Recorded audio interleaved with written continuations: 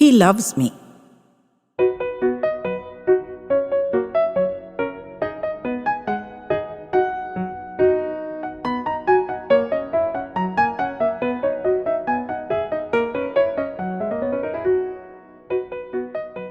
It was late evening when Suki burst into her Nanima's room in floods of tears. She buried her head in Nanima's soft white lap, vast as the billowy oceans, and cried and cried and cried till Nanima's sari was drenched with her tears. There would be no sense out of her until she'd expiated all this excess of emotion, the old lady knew. So she made herself wait patiently for the storm to pass. This was the second time in as many days that Suki had sobbed her heart out to her. Suki had phoned her early the previous morning and said she needed to consult her. She'd come for breakfast, and Nanima made her favorite gobi paranthis, plump and golden from the tawa, glistening with good desi ghee. They were served directly onto her plate, topped with a generous blob of melting white butter. A large stainless steel bowl of thick yogurt sat invitingly on the table, and a smaller one of gajar and shalgam ka achar, its aroma filling the air with its sharp spiciness. Suki had taken one look at the generous table and burst into tears. That was not her usual response to her favorite meal, but Nanima had just patted her back in a very businesslike manner. "Let us eat first, my dear, and then we will talk, okay? Life will seem better when you have some of my lovely paranthis inside you. Now, we must eat while the food is hot. It's never the same after it has cooled. So there's no time to waste. Start right away." Suki had obediently sniffed away the tears and piled the yogurt and pickles onto her plate, acknowledging the truth of her grandmother's wise words. "Thank you, Nanima, for loving me so much. You're the only one." She choked out the words between mouthfuls of steaming paranthis. When the food had all slipped down her eager young throat, washed down by a generous glassful of creamy lassi, and the kind of peace restored that is only possible on a full belly, Nanima had encouraged her. "Tell me, batao, what is the problem?" The tears had welled up in Suki's expressive eyes again. "I have to speak to Papa, and I'm scared. He never listens to me, only scolds, and this is the most important thing in my life." "Why should you be scared to speak to your own Papa?" Nanima had asked her. "He worries about you all the time. I should know, na, because he's always consulting me. But like most men, he doesn't know how to express his love." She ignored Suki's snort of disbelief. "I tell you, it's true. If he hated everything that reminded him of your mama, my sweet Pinky, then why would he still be so good to me? Bata sakti ho? No, na?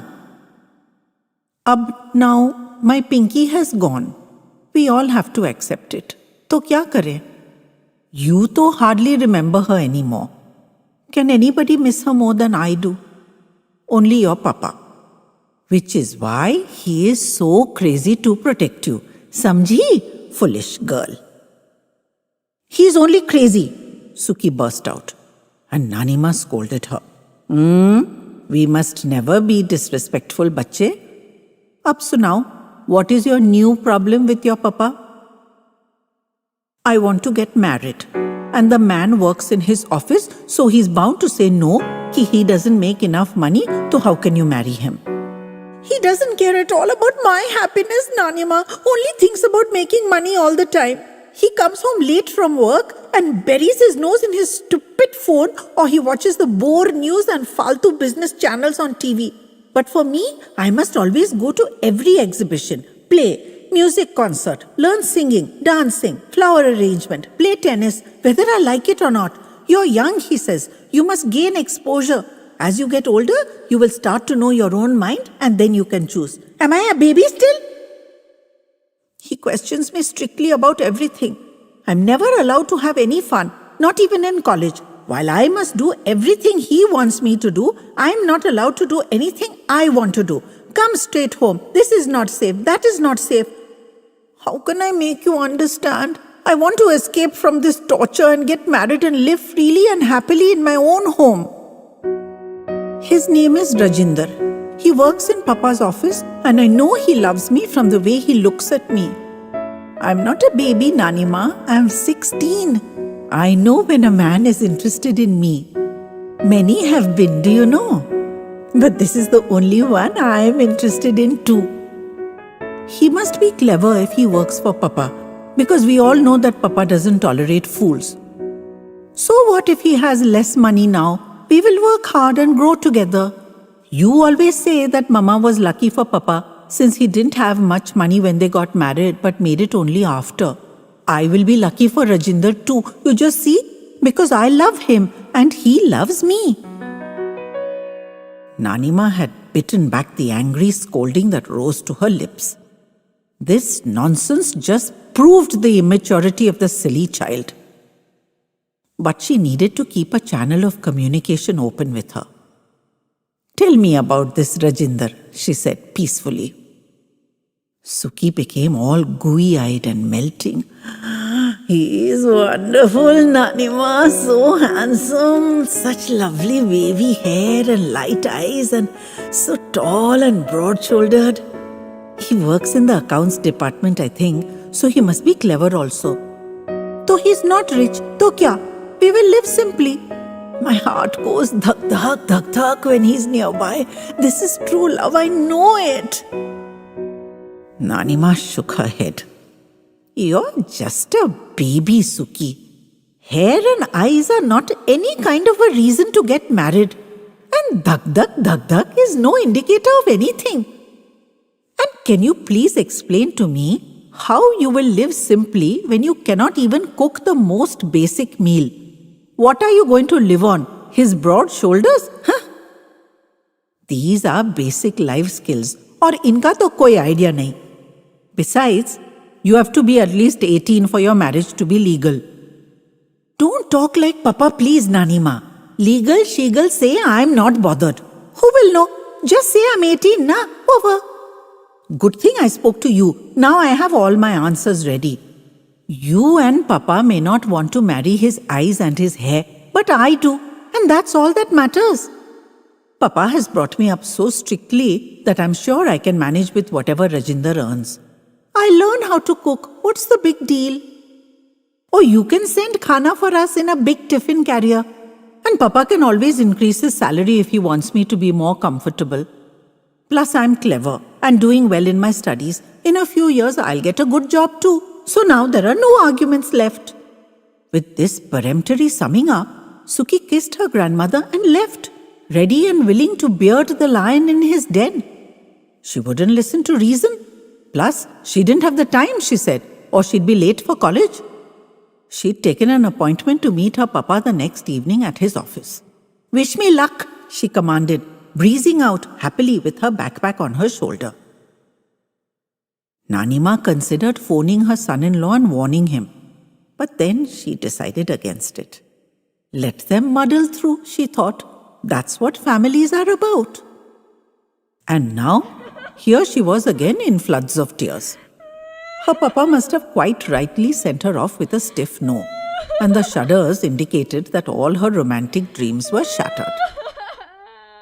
Suki finally settled into a gentle whimper and allowed herself to be comforted by Nanima's caresses. So your Papa said no, she asked gently. Suki nodded tearfully. He was bound to, my child. You are underage.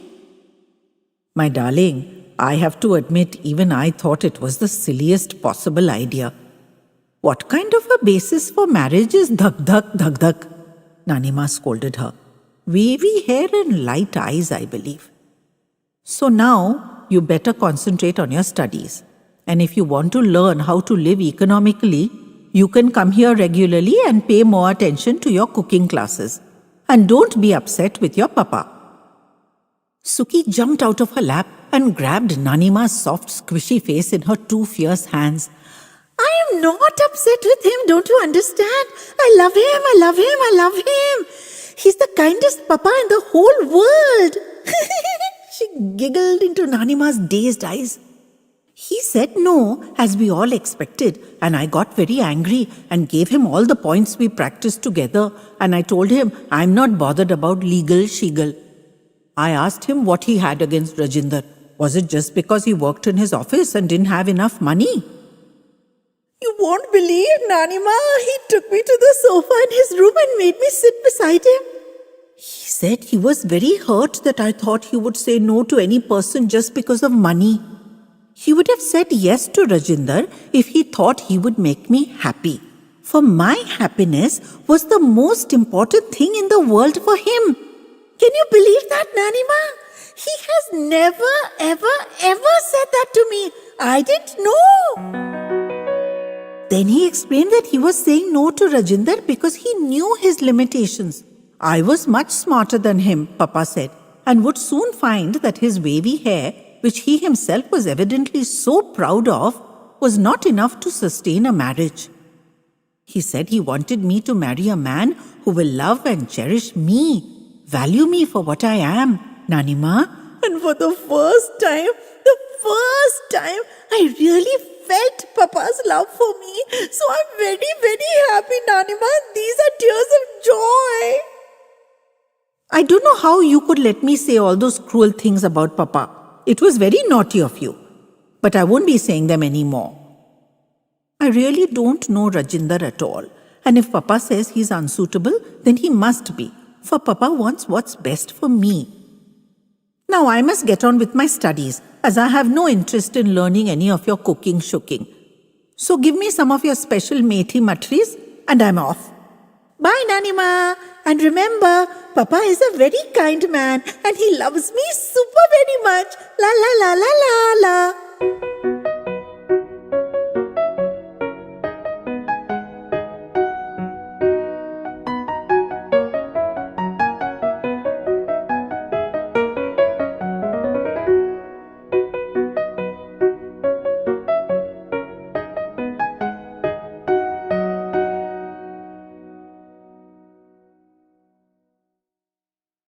At the boarding house.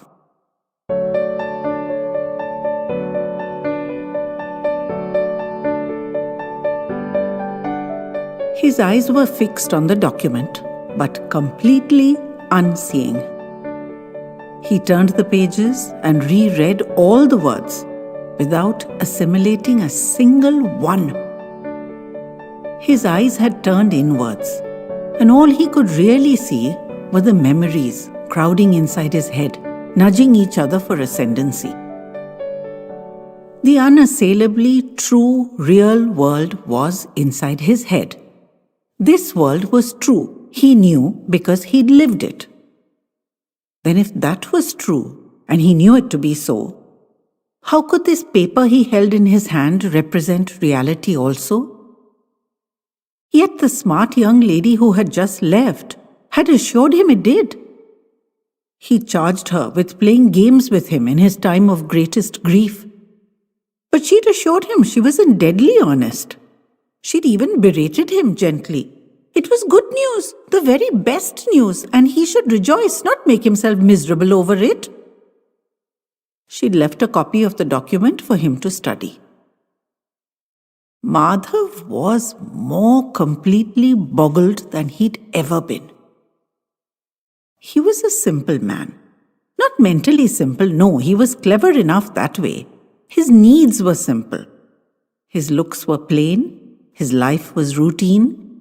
His savings were precarious, but with careful husbanding, they'd see him through. His job was ordinary, he was an accountant, beavering over his rows and columns with his stub of a pencil, hour upon earnest hour. He didn't deem it a drudgery, he liked figures. There was something dependable and honest about them. He'd lived in small rooms in boarding houses his whole adult life. The other boarders had been similar, plain, ordinary men like him. 11 years ago, he'd arrived at Singer House, and been allotted a room on the top floor. It was a perfectly ordinary room with faded curtains and a single bed, a sturdy desk and chair, and a serviceable cupboard. But it was clean and functional, and he could comfortably afford it. His solitary window faced east, and he loved to watch the early morning light flood his tiny chamber with its golden glow. It was a simple pleasure, and he paid nothing extra for it. The service and cleanliness standards in Singer House were markedly above the other places Madhav had stayed at, for which he was deeply grateful. The food was another delightful discovery. Even Madhav, the most unfussy of diners, recognized that. It was plain food, but prepared with care, and it tasted heavenly to this undemanding man. He felt a quiet satisfaction that he'd been so lucky as to get a room here. There was one more thing above all these that set Singer House apart. It had a lady boarder. And what a grand and mysterious lady she was. He didn't see her at first, since her meals were carried up to her suite on a covered tray. He knew only that she often invited one or other of the boarders to dine with her. The food was the same as downstairs, but the setting was more stylish, with music and an elegantly laid table. The men all eagerly awaited these invitations.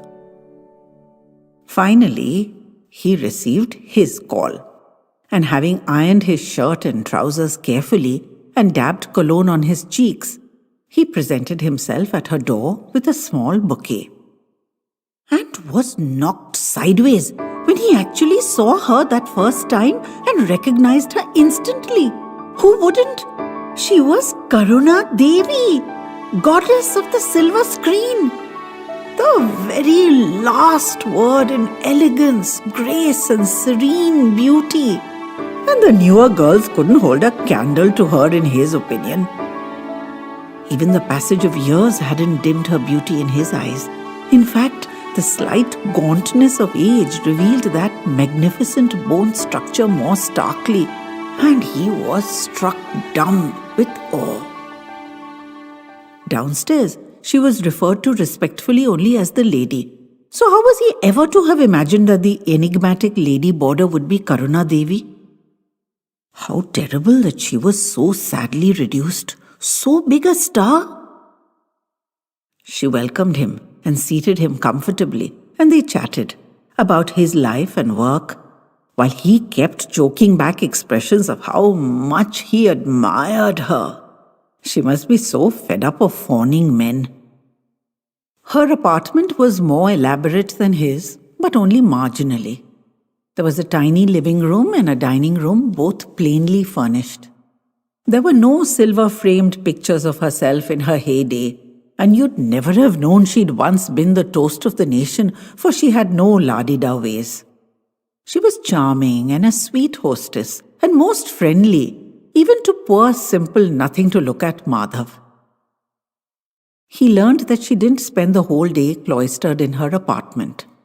At 11 a.m. every weekday morning, a car picked her up and dropped her back at 4:30 in the evening. Most of the men were at work at those times. The capped and uniformed chauffeur had been questioned, but had revealed nothing.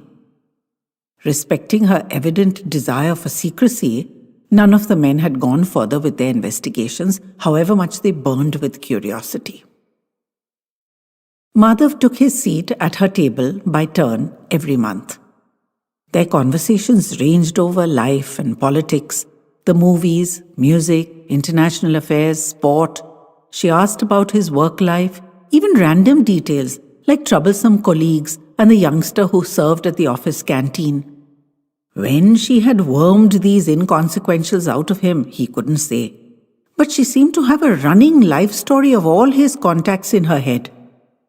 She didn't speak much of herself, present or past, but got him to do most of the talking.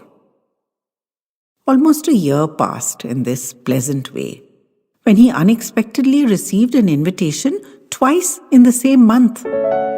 He presented himself as requested, and soon it was twice every month that he was invited to her rooms. He never said a word to any of the other boarders, and as nobody noticed his movements, it passed uncommented. He didn't have the courage to take a nightly roster of his fellow boarders to see if he were the only one or if others too were similarly favored. Then it grew to every week, and there was no way such a regular absence could be kept secret. They accosted him downstairs, but he was so evidently nonplussed himself that he was released unharmed. If it was the lady's own plan, who could challenge that?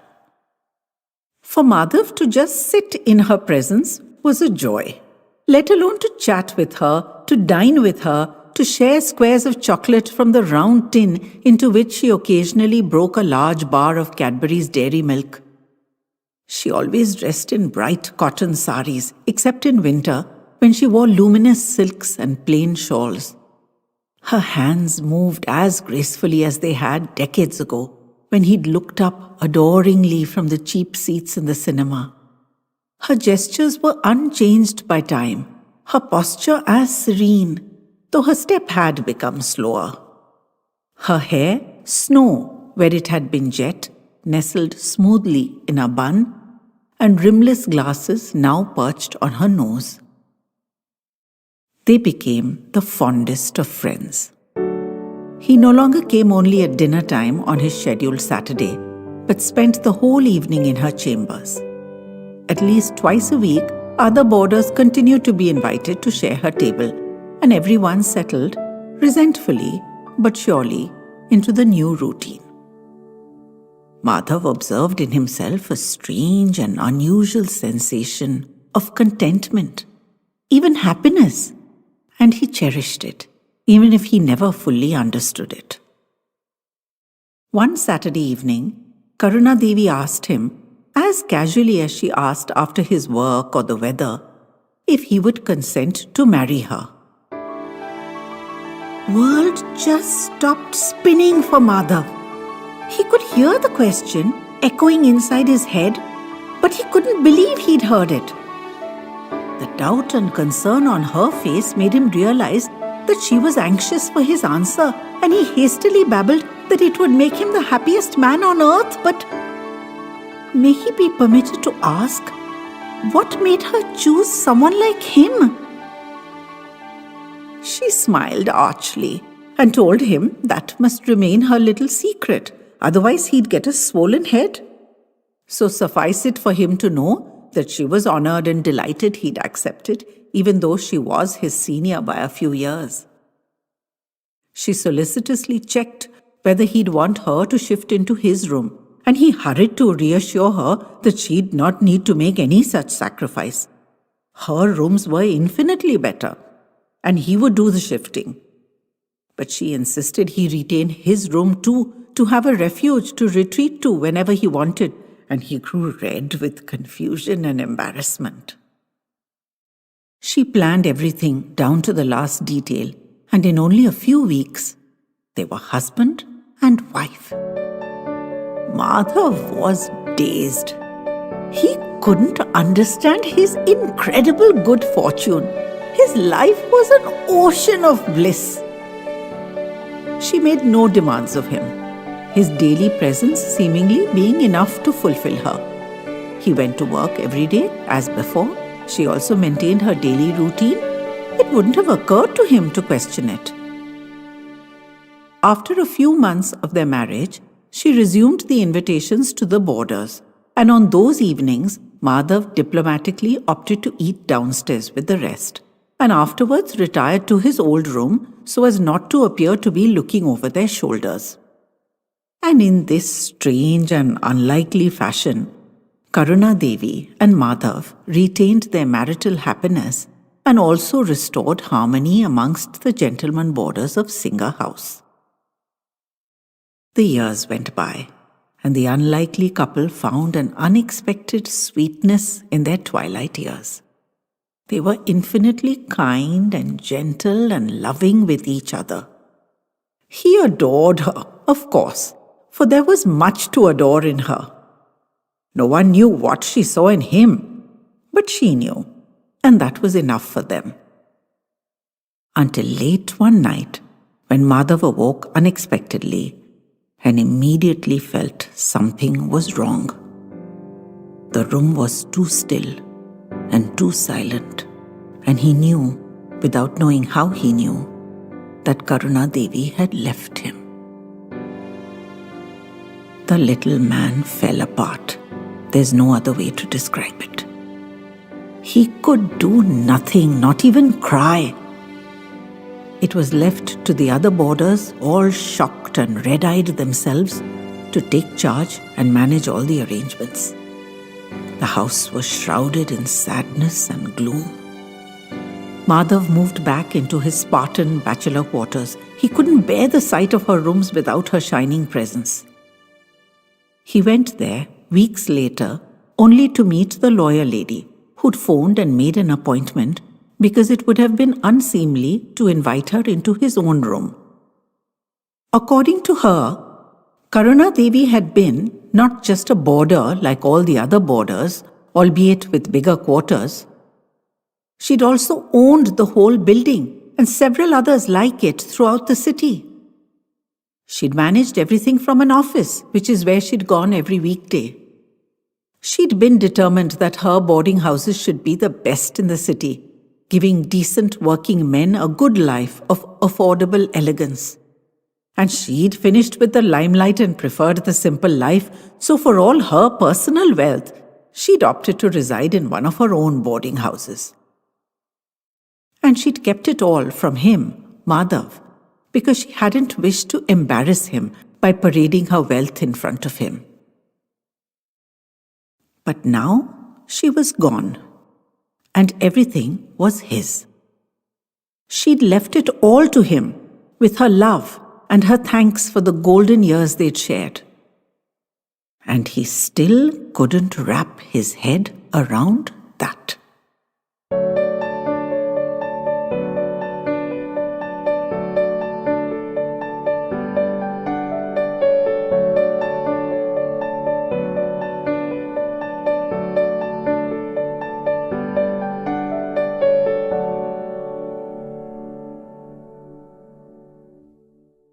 Two wrongs and a right.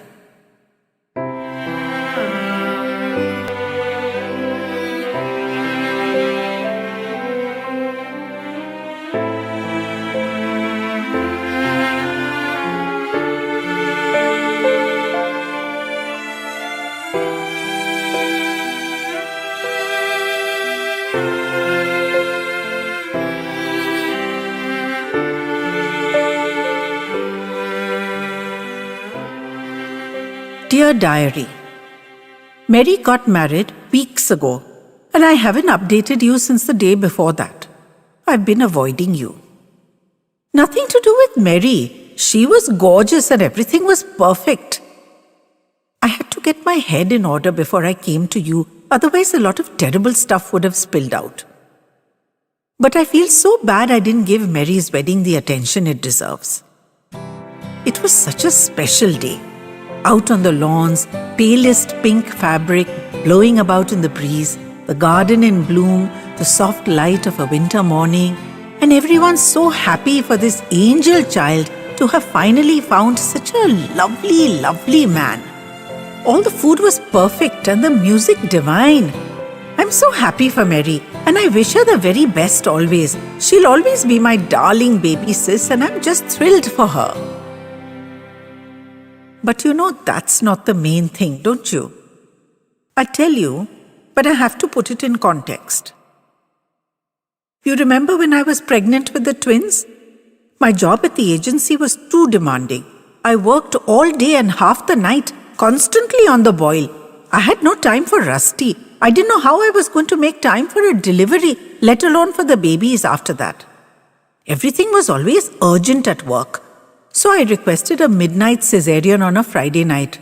But my gynac tore a strip off me, as you'll no doubt remember. Rusty was infinitely supportive and more patient than I deserved. He was confident that the arrival of my darlings would shift me into another cycle. I had no such belief myself.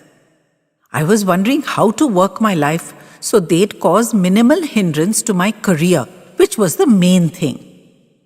With this in mind, I spoke to him about inviting Mary to stay with us. She was in her 3rd year of college, and staying with us would give her a lot more space and independence than she had at home.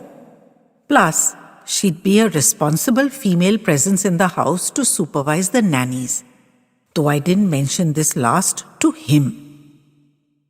Rusty agreed readily. She was a sweet child and could do with a break, he said. She'd be happy with us. As if that was my primary motive. But he was right. She had a blast till the babies came along. Taking their own sweet time, I might add, with me huffing and puffing forever in the labor room. I asked Rusty to phone in for me and say I'd be back at my desk soon. He didn't do that, as you know, just triggered my maternity leave. I railed at him when I found out, but he was right. Those months were a blissful interlude, and I nurtured my babies and indulged my femininity, and I still remember them with sheer pleasure. But wild horses couldn't have kept me away from my work at 3 months and 1 day. Not with the nannies to do the heavy lifting, Mary so providentially available to do all the intelligent deciding, and Rusty on hand if required. I didn't need to be there, or involved, or distracted from my work. I played with my darlings when I got home from work, but if I got a call or if they were fussy, I just handed them over to someone else. I couldn't get involved with all this diaper and bib business. Looking back, I sound like a bloodless creature. But at the time, I thought I'd set up the perfect life. It didn't last long. Rusty's displeasure had been growing, though I reminded him there was no law that required me to be coochie maternal. He could just as easily take up that role himself. He was equally their parent. He informed me, quite nastily, that if I hadn't been so immersed in my work, I'd have noticed he was already on that job. And from what he could see, the other equal parent was Mary, not me. She was the one holding this family together. Now he'd meant that to sting. It didn't. In my eyes, it was the successful implementation of my plan. My sister was substituting for me, and happily, I might add. What could be more perfect? He was just flabbergasted at my reaction. Some very ugly things were said. Rusty retreated behind a wall, and I'll confess, I was relieved. I convinced myself he'd accepted my version of things. Rusty, Mary, my 2 darlings, all were at arm's length, and I could give my full creative energy to my career. Mary was the fulcrum around which the household turned. I don't know where she learned all that stuff, young tiddler that she was, but she was its center and the font of its smooth success. And then, the atom bomb. Mary announced she was leaving. Just like that. Why? I asked, anguished. She'd taken a job, she said, across the city, and it would be more convenient to commute from home. I immediately offered to pay for her services here, even over whatever they were offering her. She said she couldn't do that. She just had to go. Today. Now. This instant. She wouldn't meet my eyes. I reminded her how much space she had here, and freedom and respect and authority, all of which would evaporate the moment she stepped back home. Didn't she know how much the boys needed her? How much we all needed her? She just repeated that she had to go. Had there been a fight?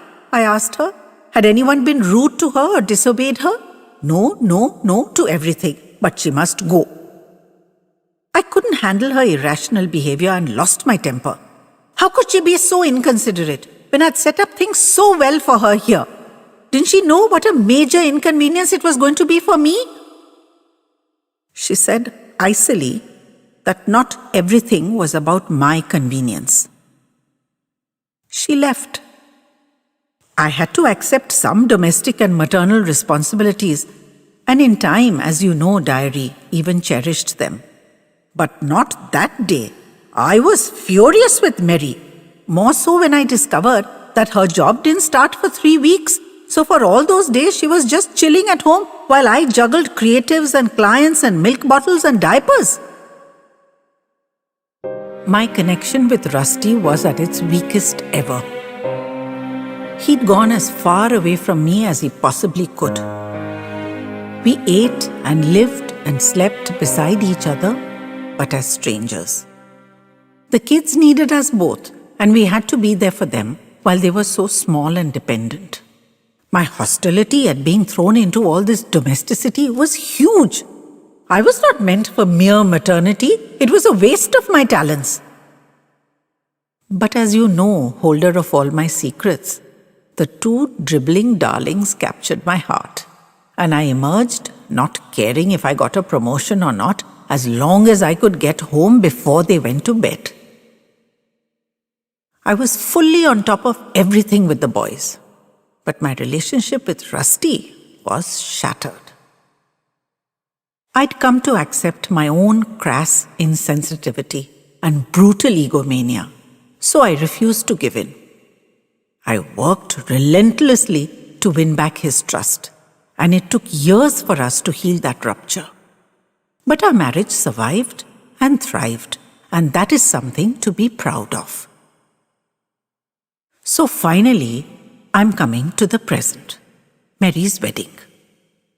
All of us sitting in rows to witness the ceremony, Rusty and I somewhere near the back. He told me to go sit up front, but I insisted on sitting next to him. At some point, I felt him shudder and turned to see him crying.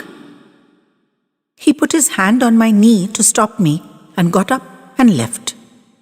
And it was a good long while before he returned. He stayed away from me the rest of the evening, evidently avoiding discussion. I let it go. This was not the time or the place, but I was churning madly inside. No time to think. Smile, chat, hug, kiss, help Granny to the loo, check on the boys, offer uncle a drink, offer auntie a canapé, sit with mum and dad, dance with the sisters. Where was the time? Tomorrow.